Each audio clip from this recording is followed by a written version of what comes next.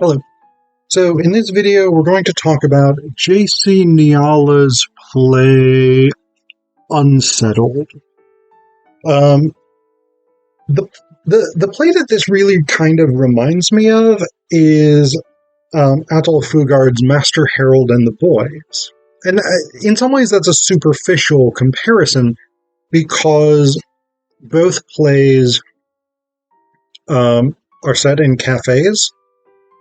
In Master Herald and the Boys, it's St. George's Tea Room. In Unsettled, it's the Cypress Cafe. Both are in former British colonies. South Africa for Fugard, Kenya for Niala. And both deal with issues of racism, colonial nostalgia or racialized nostalgia, domestic violence, etc., within these post-colonial spaces. So there are similarities, but that's about it as far as the similarities go, right? That being said, I really like Niala's play. I think it's very interesting. There are things that I'm not 100% clear on from reading it, and I think one of the things that we're meant to experience is this kind of ambiguity around the play and around what exactly is happening in it. So the play takes place in contemporary Kenya. We have a set of characters, most of whom are white Kenyans.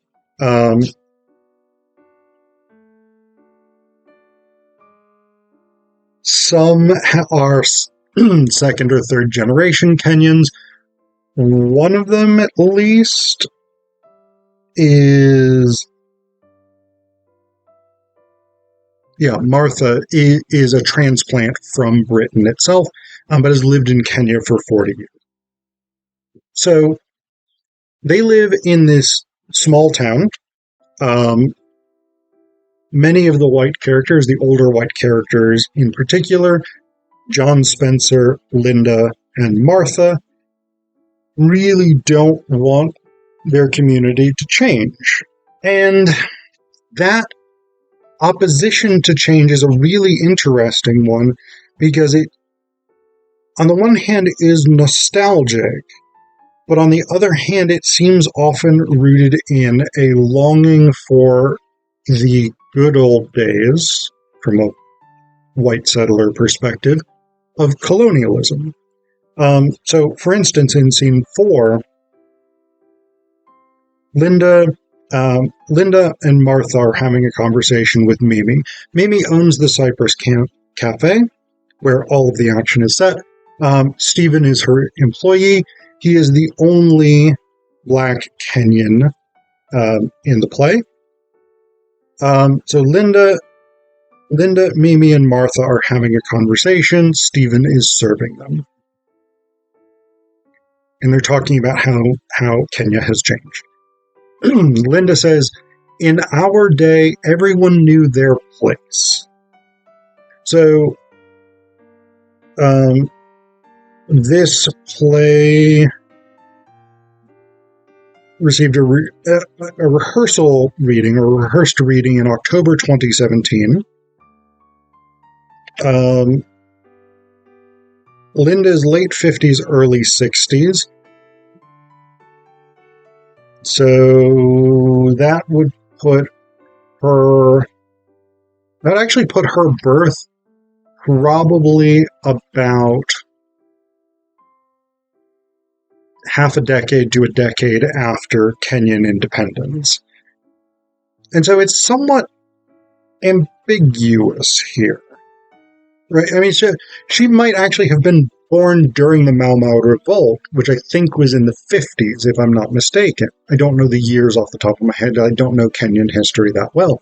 But I'm reasonably certain it was sort of mid-50s For some reason, I want to say 1952 to 1956, but I'll fact check that and try and put in a little thing along the bottom giving you the actual years.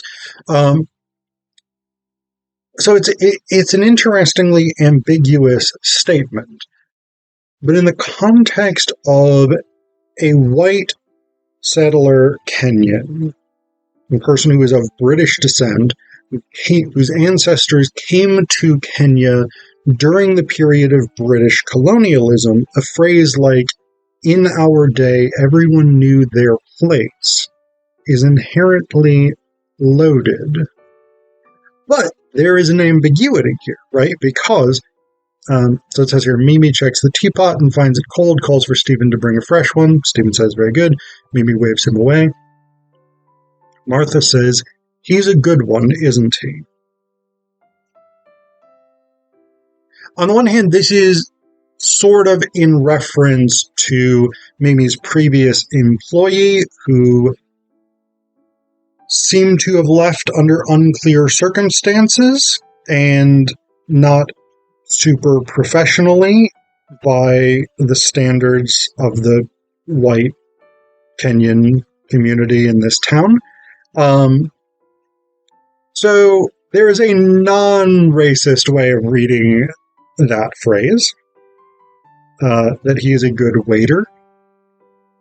But he is also the only black Kenyan in the play. So there's a long, long, long racialized history in British colonies, probably in French, Dutch, Spanish, German, etc. colonies, as well as in places like the United States, of dividing subjugated minorities into good ones and the rest of them.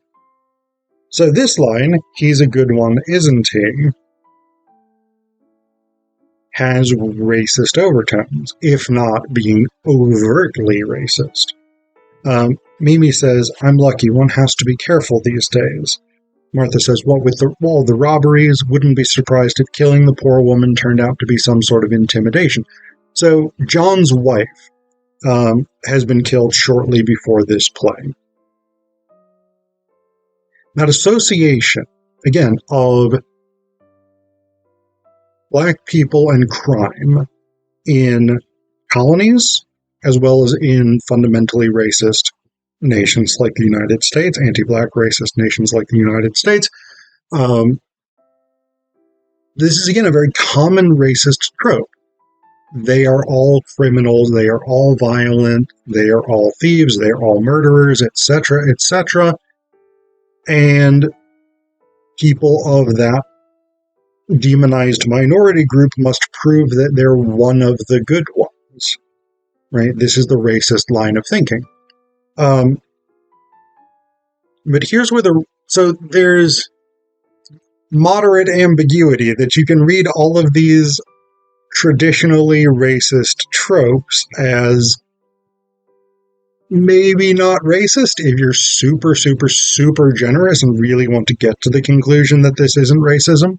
But the response to that statement raises the ambiguity. We all know, Mimi says, we all know who did the intimidating in that house. John. The husband. We find out more concretely later in the play that John was a serial domestic abuser, that he regularly, we don't know exactly what he did in detail, but he regularly hurt his wife, and she regularly fled their home to seek refuge with Mimi for her protection. And so this is an interesting piece, right? Because this is a culture, the sort of remnants of British colonial culture, preserved by the descendants of actual imperialists, that presumes that black Kenyans will be violent, will be criminals, will engage in all of this problematic behavior.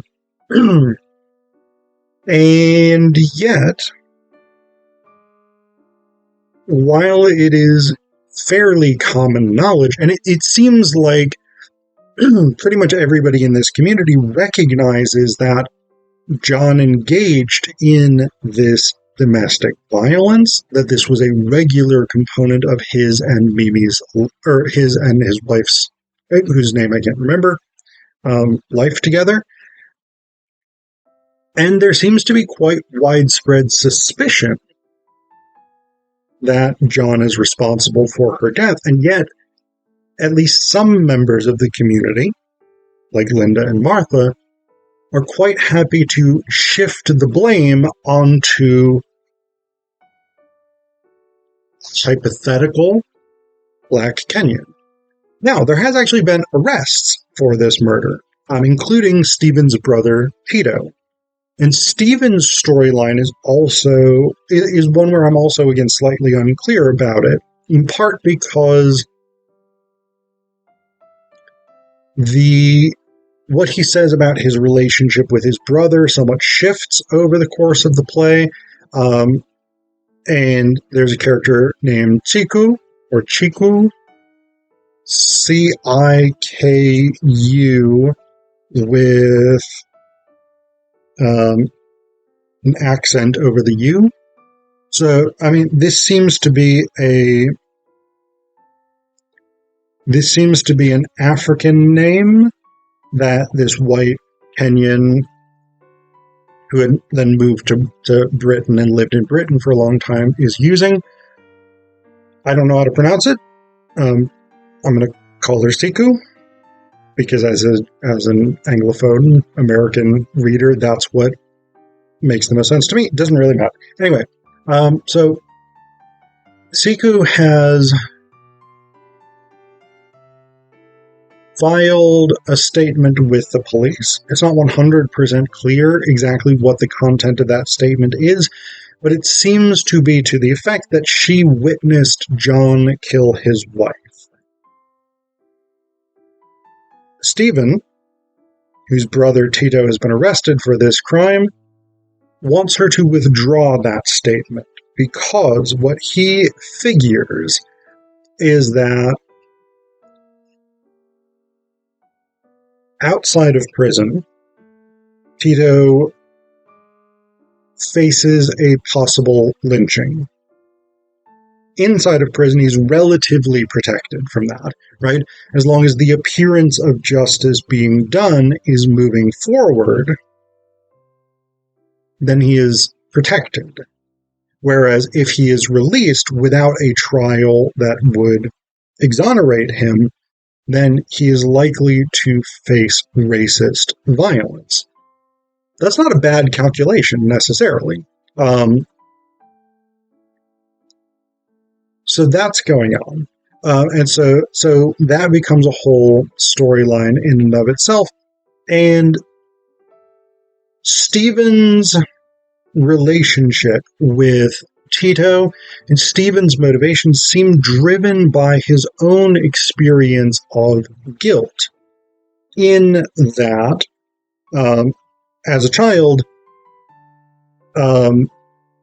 Stephen stole exam papers or something like this, right? And was going to face criminal charges, but Tito took the blame for him, and Tito went to prison in his stead, and after he came out, Tito's life was, ruined in the way that many convicts' lives are, because people were reluctant to hire him. He had no money, he had no resources, he had no education, etc., etc. And so Stephen sort of believes that it is his responsibility on some level to protect his brother and to try and put his brother's life back on a proper footing.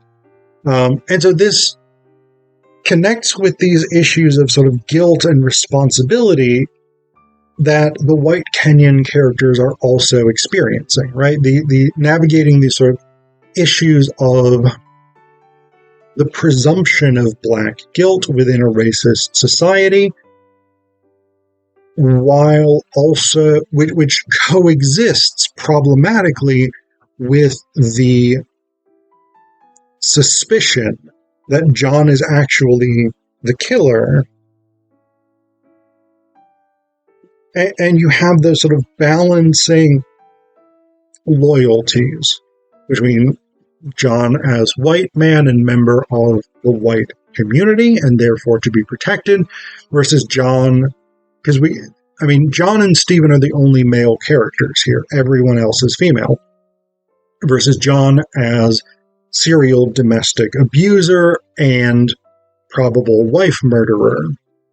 Someone to be excluded from this female community. You have these competing tensions and this problematic repressed guilt, repressed sense of responsibility for the violence of colonialism and the deprivation in which the majority of black Kenyans continue to live, while these white Kenyans have relatively large amounts of property, land, etc. And that sort of comes up with this opposition among the white farming community here to the construction of affordable housing that would be sold to black Kenyans who are short of housing, right? There is an issue with that. And so the opposition to constructing that housing near these white-owned properties is sort of, again, reminiscent of this sort of desire to repress responsibility for the social ills of this community.